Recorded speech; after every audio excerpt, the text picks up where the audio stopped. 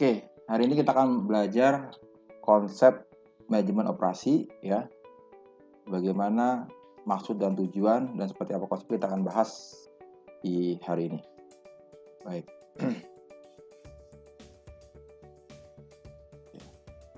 Tujuannya harapannya mampu menjelaskan secara komprehensif konsep dan teori manajemen operasional guna mengambil keputusan bisnis. Ya, jadi endingnya goalnya mendapatkan decision bisnis. Ya, decision operasional itu dapat decision bisnis.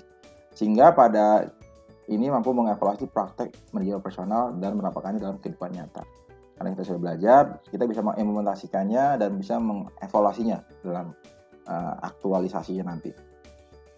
Ya, jadi minimal bagaimana mampu menjelaskan ruang lingkup, kemudian merancang transformasi input, proses, dan output pada perusahaan services atau jasa, serta juga manufaktur ataupun produsen. Kemudian membandingkan operasional pada manufaktur dan service, apa sih menjadi gap ataupun difference, apakah fully difference ataupun basic saja, dan kemudian menghitung dan menganalisis tingkat produktivitas pada setiap perusahaan. Ya, karena produktivitas perusahaan itu diukur bagaimana dia menjalankan operasionalnya. Ya, untuk masuk ke situ kita memahami dulu ya, apa sih manajemen operasional? Manajemen operasional atau MO merupakan rangkaian kegiatan atau aktivitas yang menciptakan nilai produk. Ya, saya ulangi, rangkaian kegiatan. Jadi kan operasional itu rangkaian kegiatan ya atau activity, tentunya menciptakan sebuah nilai produk baik berupa barang ataupun jasa melalui proses transformasi input menjadi output ya. Jadi bicara bisnis itu dijalankan oleh tim operasional. Tentunya dia menciptakan value ataupun nilai. Ya, jadi kita nggak bisa bilang itu karena produk itu ada yang sifatnya services ya, nggak ada fisiknya, teman terasa gitu. Misalkan kita beli pulsa, kita menerima servis AC, kita telayani oleh apa, kan itu nggak terasa secara fisik. Fisiknya ada nggak? Atau kalian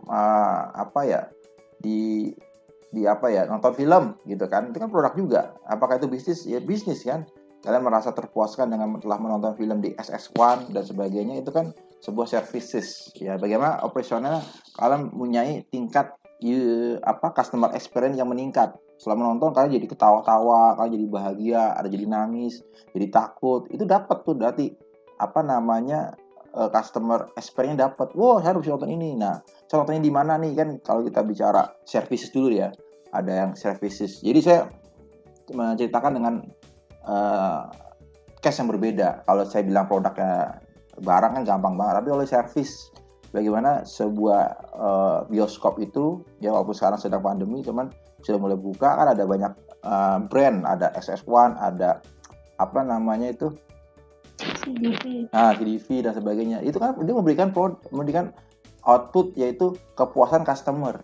Oh, dari pelayanannya, oh dari gaya ininya dan sebagainya gitu kan. Ditambah lagi dengan tantangan teknologi yang mengganti bioskop juga, yaitu dengan Netflix, dengan Hotstar dan sebagainya. Dia memberikan aplikasinya ringan, aplikasinya tampilannya menarik, terus juga rekomendasi filmnya cocok banget dengan saya. Nah, itu kan tantangan dia dalam memberikan servis, ya kan? Ya, itu nanti kita belajar lebih dalam. Intinya manajemen operasional itu memberikan sebuah value bagi tentunya yang memberikan umpan balik atau feedback, yaitu si customer-nya ataupun membernya gitu. Nah, aktivitas tersebut berlaku untuk berbagai macam produsen, baik secara elektronik, garment, otomotif, banyaklah kalau bicara segmen bisnis ya. Ada yang terkait makanan, food and beverage, F&B gitu kan, atau terkait dengan barang, elektronik, gadget dan sebagainya gitu kan. Maka ada segmen ya. Demikian pula berlaku juga bagi produsen jasa seperti media massa, hiburan, pendidikan dan konsultan. Nah, jadi contoh-contohnya banyak. Ya, jadi intinya bisnis itu kan menjual produk. Produk kita bagi dua, produk item ataupun service. Item itu fisiknya ada, kalian beli handphone itu kan produk item. Ada barangnya, fisiknya bisa dilihat. Tapi kalau services tidak bisa dilihat tapi bisa dirasakan, beli pulsa ya kan, beli e-course, beli tadi nonton bioskop dan sebagainya. Nah, kemudian untuk menciptakan barang dan jasa, ya produk tadi, semua organisasi bisnis atau perusahaan paling tidak menjalankan 3 fungsi utama. Nah, ini kita bahas pelan-pelannya di sini ya. Jadi kalau bicara bisnis, ada 3 fondasi yang kita jalankan. Apa saja sih fondasinya? Yang pertama adalah fungsi pemasaran atau marketing function yang berhubungan dengan pasar untuk menciptakan permintaan dan pada akhirnya NDN menyampaikan produk yang dihasilkan pasar, ya. Jadi bagaimana marketing itu memberikan informasi, ya kan, sehingga orang tahu dulu. Yang tadinya nggak tahu jadi tahu gitu kan. Jadi kalau pernah kita bahas konsep funneling, ya orang nggak tahu ujuk-ujuk ya, bahasanya ujuk-ujuk. Tiba-tiba tahu, ya dia yang tadinya nggak tahu, ternyata ada toko baru nih. Ya udah tahu, kalau udah tahu dia baru dia utamanya tahapannya tahu dulu, habis tahu dia baru tertarik, ya kan. Tahu dulu tapi ya tertarik, saya nggak tertarik deh. Tampilnya begitu banget, tapi habis tahu tertarik berminat gitu kan. Awal berminat kepo lah atau lebih pengen interest gitu kan. Nah, jadi ada tahapannya tuh, ya kan. PDKT gitu, bagaimana dia tahu tokonya ini gitu kan. Bisa jadi dia tahu tapi nggak cocok gitu. Misalkan saya tahu nih ada toko ibu-ibu atau toko sayuran. Nah, saya nggak cocok karena bukan bagian saya, contoh gitu kan. Nah, harus cocok dulu gitu. Habis cocok nanti tahu ini lebih murah gitu kan. Dia jualan apa saja gitu kan. Pelayanannya baik gitu dan sebagainya. Nah, nanti masuk ke sales. Habis dari marketing itu dalamnya ada turunnya ada sales juga. Bagaimana sales itu menciptakan closing. Jadi marketing itu bisa jadi nggak closing. Contoh ketika dia udah masuk tertarik dan sebagainya, pas lagi masuk ternyata harganya nggak cocok, stoknya lagi kosong, ternyata tipenya beda dan sebagainya. Walaupun dia udah mau sampai deal, cuman nggak sales gitu, nggak terbentuk sales atau nggak closing bahasa ininya, commonnya ya. Nah, harus sampai closing. Nah, itu tim sales yang mencatat namanya transaksi, makanya disebut sales order. Kalau pernah teman-teman tahu tuh, pintu pertama itu adalah quotation dulu. Kalau quotation itu arahnya marketing, bagaimana dia memberikan penawaran gitu kan, tertarikan. Tapi kalau sudah mau deal, sales order, tim sales ya. Makanya kalau bicara lebih deep, lebih dalam, namanya tim sales ya. Makanya kalau marketing itu dia mainnya ke branding, bagaimana dia membuat IG-nya orang tampil menarik, interaktif, orang jadi tahu, jadi pengen penasaran, pengen menggunakan, menghipnotis orang jadi pengen beli. Nah, itu marketing. Nah, sales sampai mengkonversi menjadi transaksi, itu same sales. Ada di mana di dalam marketing tadi ini? Oke, selanjutnya yang kedua adalah fungsi keuangan, ya, finance function, yaitu mengelola berbagai urusan keuangan di dalam perusahaan maupun perusahaan dengan pihak luar perusahaan. Nah, jadi bagaimana mengurusi cash flow, ya, cash flow aliran uang gitu kan, bagaimana uang masuk dari awal itu kan modal dulu. Contoh ketika ada bisnis baru kan butuhnya modal, jadi mengelola modal berapa sih equity-nya, modal itu equity ya, misalkan 10, let's say 100 juta lah, 100 juta. Nah, itu dia urusin, dari 100 juta itu buat sewa 60 juta, buat beli bangku meja 20 juta. Nah, bisa berapa? Itu mencatat bagian keuangan. Ya, karena fondasi bisnis itu keuangan, ya kan? Karena keuangan itu menjadi tolak ukur perusahaan itu bagus atau tidak itu keuangan. Ya. Nanti lebih dalam kita akan bahas terkait dengan AR dan AP. Ya, kalian tahu AR AP apa? Account receivable dan account payable. Bagaimana duit kita ada nih. Contoh, saya punya barang laptop ada 10 gitu kan, satunya 10 juta, berarti 100 juta. Nah, kalian beli. Nah, karena kalian beli yang dengan perusahaan banyak dan nilai besar, bisa jadi kan dia tuh kita kirim dulu. Nah, jadi kalau kelas besar tuh nggak kayak kita beli gorengan. Kita kalau gorengan kan konvensional tuh, maksudnya ada duit, ada gorengan gitu kan. Karena nilai kecilan ini kan. Nah, jadi kalau nilai kecil, tapi kalau kalian kelas kakap, range-nya besar gitu kan, itu nggak bisa 100 juta, transfer dulu, atau kan jedanya ada jeda, dia transfer sampai kirim atau kirim ketika transfer. Nah, makanya di bisnis yang sudah skala corporate itu nggak begitu, beda. Konvensionalnya, dia nggak konvensional, dia biasanya kita kirim dulu, kita order dulu deal, nah itu sebagai patokan legal kita terima, kita transfer barangnya atau kita kirim barangnya, dia oke, setujuin, baru di good receipt, diterima, baru kita mengirimkan invoice, begitu. Nah, sehingga ketika invoice itu tadi contoh 1 juta duit saya itu apa namanya? Nggak langsung dibayar. Jadi saya ada jeda. 1 juta bentuknya laptop, saya kirim ke dia nih. Nah, duit saya dalam jeda waktu itu saya mengakui namanya utang. Si perusahaan itu utang saya 1 juta. Sampai nanti saya kirim invoice. Contoh, tanggal 1 saya kirim barangnya. Tanggal 2 saya isi invoice-nya. Itu ada TOP. Apa singkatan TOP? TOP,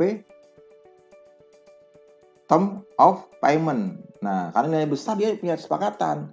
Berapa hari? 14 hari, 7 hari, let's say 7 hari. Berarti tanggal 2, tanggal 7, 8. Tanggal 8 saya baru dibayar.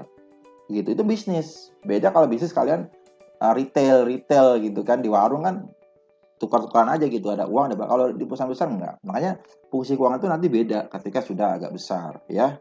Nah, termasuk kita sebagai penjual itu jadi dengan customer pihak luarnya maupun sebagai pembeli. Ya sama, kita kebalikannya. Ketika saya beli laptop juga saya nggak langsung beli di hari H, bayar langsung terima, enggak.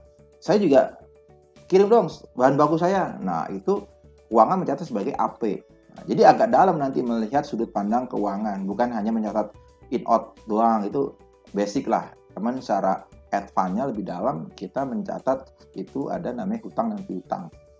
Nanti ada lagi turunnya utang aferasi, nanti ada lagi depresiasi. Nah, ini juga termasuk bahas depresiasi.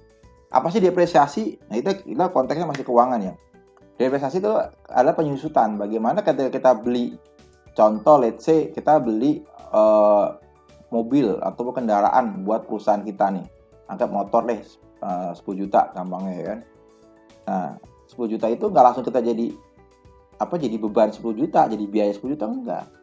Tapi kita catat sebagai aset, kemudian kita susutkan tiap berapa periode atau berapa masa pakainya berapa, misalkan 5 tahun. 5 tahun dikali 12 bulan, berarti 60 bulan. Nah, 10 juta dikali berapa? Bagi 60 bulan. Nah, itu jadi secara biaya itu nggak langsung di bulan ini kita keluar 10 juta, kita langsung jadi biaya 10 juta. Nggak begitu. Itu namanya konsep depresiasi. Apa beda dengan amortisasi? Amortisasi lagi adalah terkait dengan barang yang intangible. Kita beli software, kita beli logo yang mahal. Nah, itu nggak langsung dibiayakan di bulan yang sama. Ya. Kalau teman-teman akunting nanti bahas. Tapi kalian sudut pandangnya terkait keuangan itu agak luas gitu kan. Yang ketiga adalah, nah ini, fungsi produksi dan operasi ya, atau operational function, berkaitan dengan penciptaan barang dan jasa dihasilkan perusahaan ya. Ini tergantung konteksnya. Kalau perusahaannya services berarti kan jasanya adalah jasa-jasa gitu kan, layanan-layanan gitu. Ya, jadi barulah jadilah sebuah bisnis ya, yaitu ada sisi marketing yang menjual, yang keuangan, dan yang terkait operasi ya. Nggak ada ya, paling yang jadi first layer itu adalah yang jual. Kalau perusahaannya bagus tapi nggak ada order, percuma juga gitu kan. Terus kemudian operasi juga penting. Dia udah dibuat penjual tapi nggak ada yang ngirim barangnya lama, itu juga jadi endingnya bermasalah juga. Nah, jadi saling melengkapi ya, marketing, financial, dan operation. Ya, kalau perusahaan masih kecil, UMKM, tentunya dia garap sendiri nih. Dia yang mempromosikan, dia jaga warung, dia mencatat keuangan, dia yang dan cenderung tidak dicatat gitu kan. Akhirnya nggak tahu, kayak perasaan duitnya banyak, ternyata cuman duit itu doang, modal semua, duit barang jadi uang aja, nggak ada marginnya gitu kan. Terus kepake campur-campur pribadi. Nah, itu kan menjadi kendalanya UMKM, dia kendala di situ ya. Oke. Clear ya? Kita lanjut ya. Jadi kalau ada pertanyaan nanti dicatat, nanti kita diskusi after pemaparan materi ini. Nah, ruang lingkup manajemen produksi dan operasi secara singkat dapat dilihat pada gambar berikut ya. Jadi adanya pertama adalah permintaan barang dan jasa, atau jasa lah gitu kan. Nah, pertama ada demand dulu, ada kebutuhan, ada order dulu. Nah, ada permintaan barang dan jasa, sales order dulu tuh bahasa umumnya di sebuah aplikasi ya. Nah, kemudian setelah ada order, buat masukkan inputan seperti modal, bahan bakunya, SDM gitu. Ketika kita ada permintaan laptop, modalnya berapa gitu kan, bahan bakunya apa, SDM-nya ngapain gitu kan. Kemudian ada lagi proses transformasi melalui fasilitas, mesin atau proses ya. Kalau dia sifatnya bahan baku, contoh kayak dia jualan chicken gitu kan. Nah, bahan bakunya kan ayam mentah, tepung dan sebagainya, terus yang masak. Prosesnya ada yang menggoreng, meracik, memasak dan sebagainya. Outputnya jadilah fried chicken contoh gitu. Kalau jasa juga sama gitu kan. Ya kalau jasa mungkin contoh kalau jasa-jasa yang nggak pakai alat juga misalkan SDM, skill design. Jasa desain itu kan itu juga jualan juga, mendesain itu menjual desain logo gitu kan, desain website dan sebagainya. Prosesnya bagaimana mengcoding atau mau apa, kok outputnya ya jadi website. Ya, jasa apalagi banyak gitu kan. Semua kita bisa masuk ke dalam alur ini. Ada inputan, proses dan outputnya. Dan output itu biasanya jadi benefit terhadap si pembeli yang melakukan order.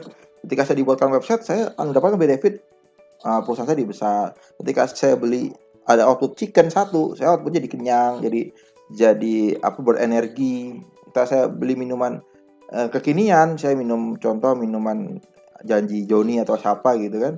Nah, kan saya jadi apa? Oh, jadi merasa apa namanya? Uh, jadi orang beli itu ada dua, emosi dan fungsi. Secara fungsi saya haus saya hilang. Saya berenergi karena manis. Saya juga jadi kopi, jadi nggak ngantuk. Tapi secara emosi, wah saya bisa update status, saya kayak gayanya keren, kekinian. Nah setelah itu uh, jadi wajarlah Starbucks harganya mahal karena fungsinya sama-sama minum kopi gitu kan. Dengan kopi yang 5 ribuan sama yang 50 ribuan, yang beda emosinya. Ketika di Starbucks dengan tambah logo yang punya Starbucks, duduknya lebih seakan-akan lebih bergensi, lebih prestis, emosinya naik gitu kan.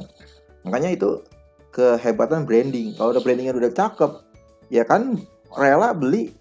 Contoh minumannya 20.000, minuman apa gitu kan. Nah tapi kalau yang kita bikin dengan harga goceng atau 5.000 nggak bisa juga. Tinggal kita kemasin sama gitu kan. Gitu. Bagaimana karena pintar-pintar dalam mendelivery. Nah itu trik marketing dan diperkuat dengan operasionalnya gitu kan. Jadi kan barang yang sama gitu kan, air putih gitu kan, kita kasih logo Aqua kan, itu pasti jadi beda harganya. Padahal sama air putih, paling pH-nya beda berapa dan sebagainya. Kalau secara fisik kelihatannya putih juga gitu kan. Nah makanya itu menjadi pembeda gitu. Nah dari output itu akan dapat dari pihak eksternal, yaitu pemerintahan, teknologi, ekonomi, iklim, konsumen, dan sebagainya. Nah, ini muter gitu kan. Nah, dari semua proses itu diperkuat dengan fungsi-fungsi manajemen. Makanya ada S1 manajemen. Tentunya di sini perkuat terkait planning, organizing, actuating, dan controlling. PDCA juga nih. Ya, itu menjadi bagian dalam memperkuat proses operasional. Saya yakin itu sudah belajar harusnya. Terus kenapa penting kita mempelajari manajemen operasional? Yang pertama, MO merupakan salah satu fungsi utama atau core function, core process yang harus ada di semua jenis organisasi. Sehingga apabila akan mengelola organisasi, mau tidak mau, suka nggak suka, harus mempelajari konsep manajemen. Nah, jadi awal asal jalan sih bisa aja, tapi tentunya nggak efektif. Tiba-tiba salah, tiba-tiba gagal. Tapi kalau dibuat konsep manajemen, otomatis ada persiapan, ada analisa, ada rencana, dan lebih baik tentunya. Gitu. Yang kedua, dengan mempelajari MO, kita dapat mengetahui seluk-beluk.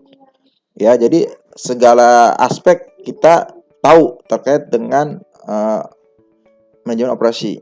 Kalau udah tahu kan kita akan lebih mudah. Kita tahu ternyata ada alatnya loh biar lebih cepat gitu kan, nggak pakai manual lagi gitu kan. Oh ada teknologinya, oh ada cara lain. Nah kan kalau tahu seluk beluk kita jadi lebih efektif, efisien ya. Kita tahu ternyata ada cara pakai ini gitu kan, pakai alat ini gitu kan. Jadi kita lebih baik lagi dalam mengelola operasional, nggak tradisional ya. Jadi tools itu digunakan untuk membuat efektif gitu kan. Contoh kita pakai software dalam mengelola operasionalnya. Bisa nggak kalau pakai software? Jangan bilang nggak bisa, bisa. Tapi effortnya berapa lama pakai kertas, nyatet, salah baca dan sebagainya. Kita mau gali tanah, kita mau nanam sesuatu, bisa nggak pakai pacul, nggak pakai alat, Jangan bilang nggak bisa, bisa pakai tangan. Tapi berapa lama? Tangan kita kotor, kita lebih capek. Tapi kalau pakai pacul, lebih mudah nggak? Oh mudah. Terus kalau skala lebih besar, apa pakai pacul capek nggak? Capek. Gali tanah pakai mesin apa namanya beko dan sebagainya. Jadi kan itu kalau kita udah tahu operasi, oh ini berapa hektar yang kita gali atau berapa kebutuhannya berapa, kita bisa menyesuaikan. Nah karena kita tahu seluk beluk begitu. Jadi jangan pakai secara tradisional lagi gitu. Karena kita udah belajar manajemen operasional gitu. Karena pasti kalau kita nggak tahu seluk beluk, endingnya lama gitu kan. Contoh kita nggak tahu manage bagaimana mengirim barang dari A ke B. Jadi kita manual, kita pakai apa, nggak tahu ininya apa, ekspedisi yang murah, yang bagus, yang cepat. Oh ternyata ada loh paket yang besok nyampe. Yes gitu kan. Nah yakin esok sampai ada tuh paketnya. Harga juga nggak beda jauh. Kita bisa pakai daripada kita ngirim orang, nyuruh orang gitu. Ternyata bisa pakai GoSend. GoSend ada lagi produknya Someday. Nah itu kan jadi karena kita tahu seluk beluk operasional sehingga kita lebih efektif dalam mengelola. Ya. Yang ketiga, dengan mencari manajemen operasional kita dapat memahami dan mengerti dengan benar apa yang seharusnya dilakukan oleh manajer operasional. Ya, penting sekali untuk dipelajari. Hal ini diartikan efektivitas dan efisiensi dalam mengelola dan berdampak besar bagi perusahaan. Tadi saya jelaskan panjang lebar. Kalau kita tahu caranya, kita sebagai manajer operasional itu banyak inovasi, banyak cara, banyak tahu kan tentunya lebih cepat. Kalau kita nggak banyak tahu, akhirnya kita lebih lama, lebih bahkan biaya, lebih pokoknya nggak bagus-bagus gitu. Sehingga perusahaan juga kesel, direktur ataupun owner, kamu gimana sih manajer operasional lama banget kerjanya, produksi ini bikin anggap fried chicken gitu kan, sehari sejam cuma dapat jadi berapa, ternyata caranya salah, terus dagingnya nggak direbus dulu, tekniknya ataupun beli tepungnya yang mahal dikit tapi lebih gurih dan sebagainya, itu makanya serba-serbi gitu. Saya mencontohkan dari hal basic ya, saya nggak perlu mencontohkan yang elektronik yang besar dengan segala kompleksitas, tapi ya sederhana ya, karena sederhana itu mahal ya. Contohnya rumah makan sederhana ya. Oke, kita lanjut. Setelah kita memahami pentingnya mempelajari operasional, kita masuk ke 10 keputusan utama. Nah, ini penting nih, 10 keputusan utama dalam manajer operasional. Nah, secara lebih terperinci, penjelasan mengenai tugas dan aktivitas serta tanggung jawab seorang manajer operasional tergambarkan dalam 10 keputusan utama. Oke, kita akan bahas ya satu-satu nih ya. Ini seru nih kita bahas nih. Untuk membuka wawasan kalian nih, mahasiswa-mahasiswa yang ingin masuk ke dunia industri ya kan, yang punya usaha, bisnis, harus tahu dulu proses operasionalnya gitu kan. Ya selainnya, kalau proses utamanya tadi kan marketing, dia mencari order yang membuat orang beli.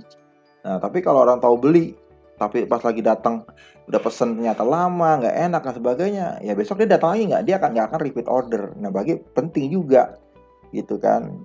Jadi masing-masing fungsi utama ini punya peranan.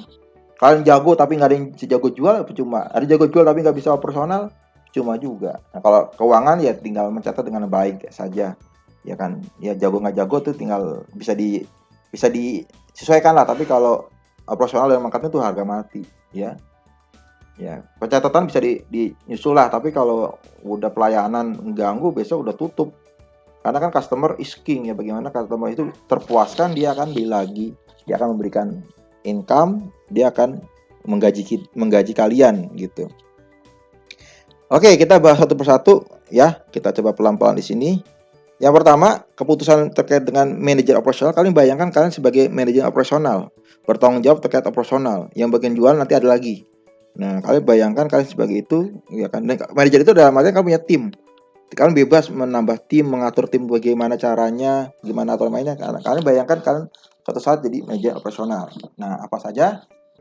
Yang pertama, mendesain barang dan jasa. Nah, keputusan ini menyangkut sebagian besar proses transformasi yang akan dilakukan. Dengan kata lain, keputusan operasional berikutnya tergantung pada keputusan desain barang dan jasa. Ya, bagaimana desainnya? Ya, desain secara delivery-nya, ya, bagaimana tampilannya, packaging-nya. Ya, karena itu menjadi salah satu ukuran ataupun benefit yang nanti akan dirasakan. Wah, kemasan cakep, saya beli lagi deh. Oh, warnanya cerah gitu kan. Oh, apalagi rasanya enak gitu kan. Jadi desain secara besaran dulu. Nah, jadi desainnya seperti apa? Oh, ini saya buatnya desainnya tuh bentuknya sebegini. Oh, bentuknya chicken, bentuknya nugget contohnya, bintang biar anak-anak pada tertarik. Oh, huruf. Kan di desainnya, nah dia harus bisa mendesain gitu. Oke, itu yang pertama. Yang kedua yaitu terkait manajemen kualitas. Ya, nah ini dia. Kualitas yang diinginkan konsumen harus ditetapkan sehingga aturan maupun prosedur untuk mengenali dan memenuhi kualitas dapat dilakukan atau dikejar. Gimana kita bilang kualitasnya enak kalau nggak ada satuan enak itu kayak apa? Ya karena lain lidah beda ini ya, beda yang dirasakan ya, seperti itu. Kemudian desain terkait proses dan kapasitas yang ketiga nih. Yang menentukan proses yang akan digunakan dalam kegiatan operasional dan kapasitas yang akan digunakan merupakan hal penting dalam manajemen operasional. Ya, ini saling berkaitan. Jadi bagaimana proses tadi yang saya bilang, ketika saya membutuhkan suatu jasa penggalian tanah, saya melihat kapasitasnya apa nih? Oh, ini cuma buat gorong-gorong 1 meter, saya butuh pacul aja. Oh, ini gede nih 2 meter buat sungai. Saya butuh alat beko ataupun yang lainnya untuk menggali. Karena kalau pakai orang bisa lama, bisa ini gitu kan. Saya lagi bagian mengecor rumah, ya kan. Bisa nggak nyemen? Bisa. Berapa kali dia bikin adukan. Tapi kalau saya beli molen, bukan beli molen, pakai molen tuh, pakai mobil molen yang datang gitu kan, sekali siram gitu set.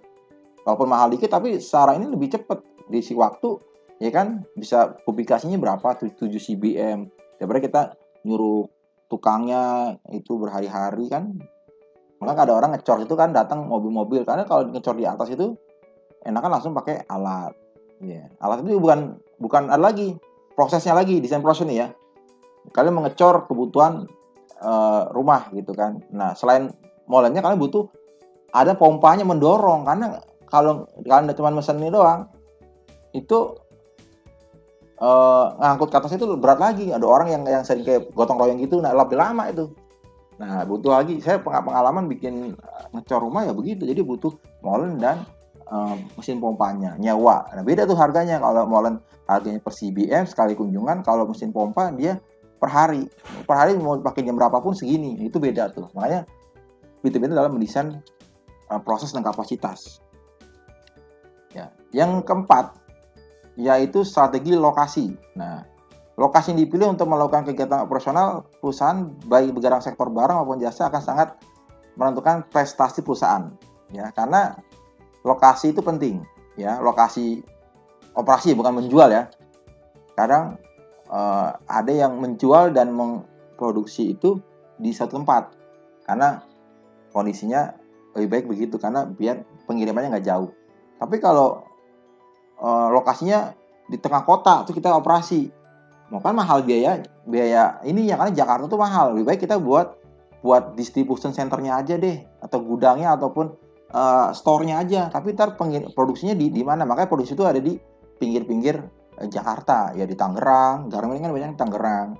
Terus kemudian di Bekasi ya kan, produksi manufaktur di Bekasi. Tapi Bekasi pun sekarang udah penuh.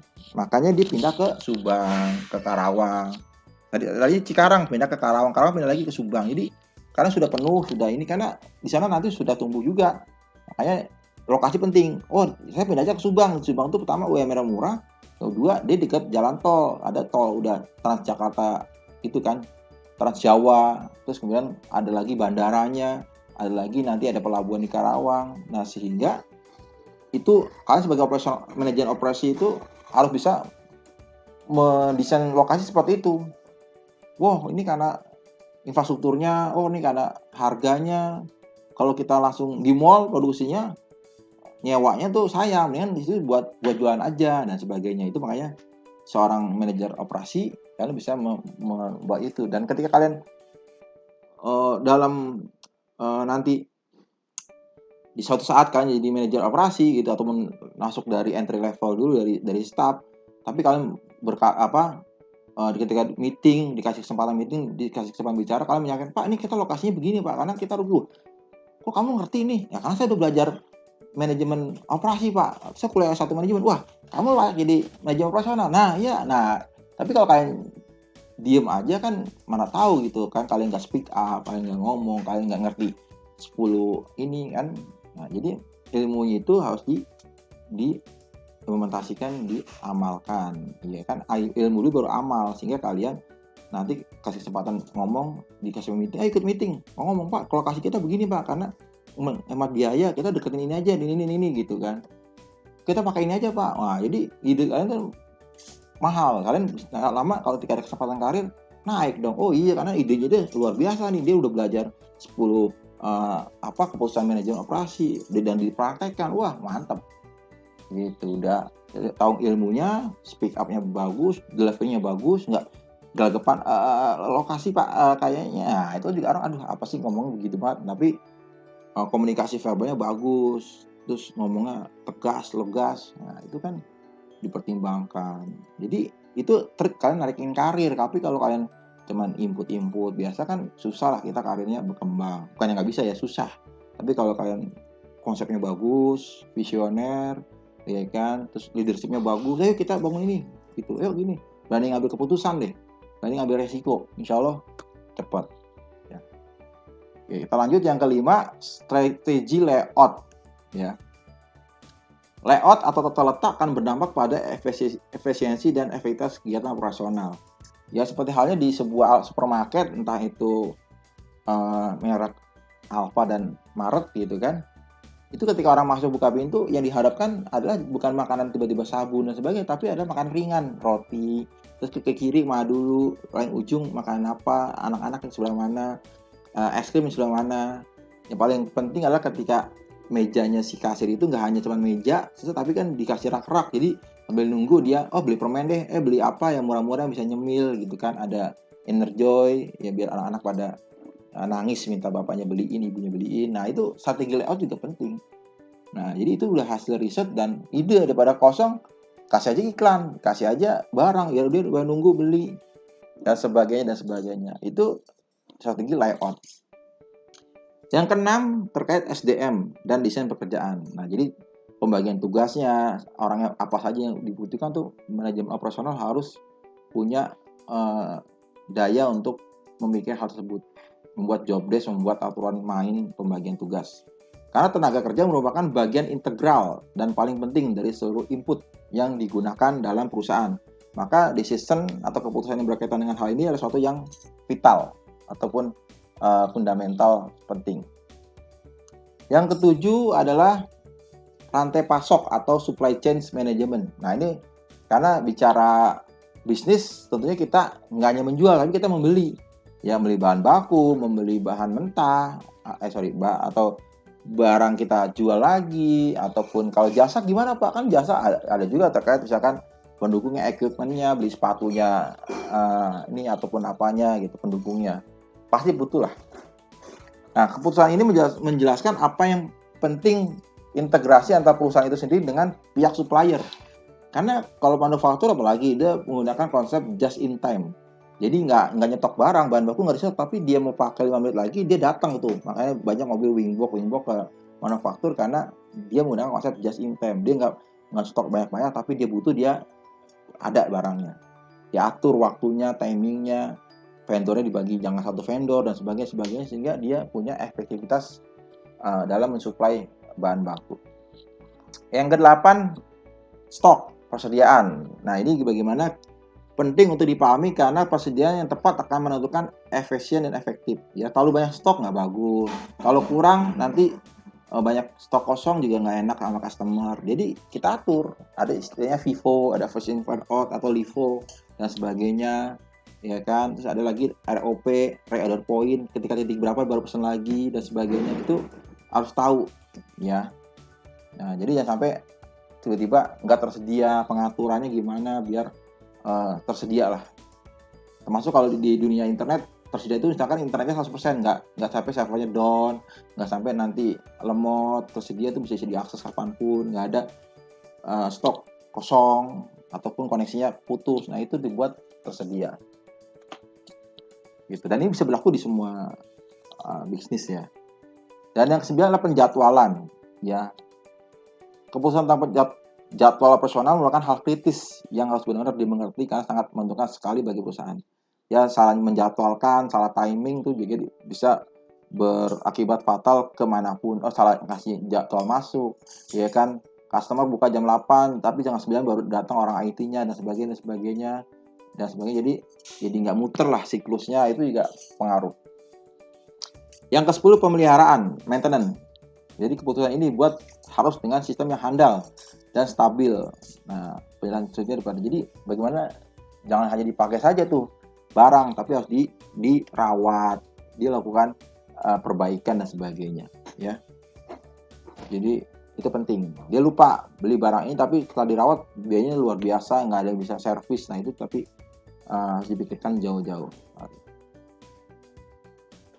Oke. Selanjutnya saya akan menjelaskan tentang bidang kalian manajemen operasional.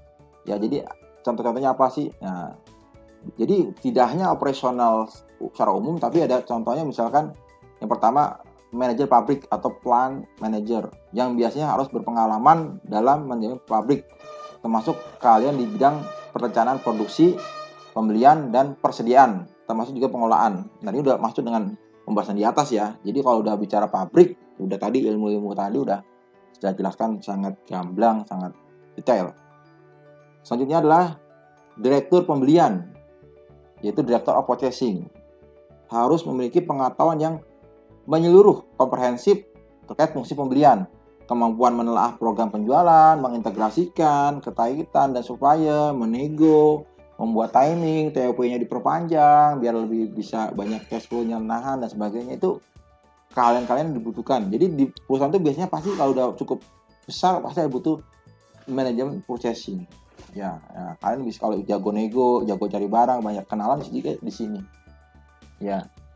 Jadi ini menjadi pilihan-pilihan kalian berkarir. Oh, saya jago di produksi, saya jago beli barang gitu kan. Ini biasanya ibu-ibu nih, saya tahu kan jago beli barang gitu kan. Cari barang, nego. Nah, jadi manajer purchasing.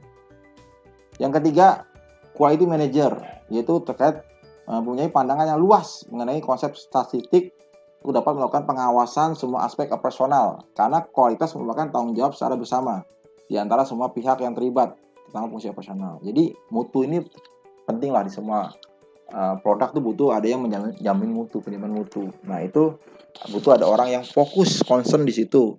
Bagaimana dia bisa memastikan nggak ada yang cacat, nggak ada yang reject dan sebagainya, not good dan sebagainya. Yang keempat yaitu konsultan perbaikan proses atau proses improvement konsultan, yaitu harus memiliki keahlian berkaitan dengan desain proses sehingga dapat memberikan berbagai konsultasi mengenai perbaikan proses. Nah, jadi dia memberikan konsultan. Wah, ini bagusnya diginiin, ini harusnya gini. Jadi dia bukan pelaku tapi dia memberikan advice, memberikan konsultasi, dan memberikan saran, ide, gagasan untuk prosesnya lebih efektif. Ya, jadi dia bisa begini. Jadi dia punya kemampuan ini, improve. Yang kelima, contohnya juga termasuk sama kayak purchasing, supply chain manager dan planner. Terkait negosiasi kontrak panjang, supplier dan sebagainya. Ditambah dengan teknologi terkini dengan memudahkan kita beli di marketplace atau bisa order online dan sebagainya. Tidak menutup kemungkinan di bidang bisnis sektor jasa juga membutuhkan kalian manajemen operasional, misalkan manajer operasional bank, manajemen proyek, operasi asuransi, manajemen IT, ya kan, project manager dan sebagainya. Itu banyak ya aspek-aspeknya. Ini hanya sebagian kecil saja. Nah, kalau kita masuk ke ke sejarah ya, bagaimana lahir konsep manajemen operasional. Jadi bidang manajemen operasional termasuk konsep yang masih baru, namun sejarahnya amat menarik. Peningkatan dalam konsep disiplin ilmu manajemen operasi didukung oleh penemuan baru dan sumbangan pemikiran banyak para ahli.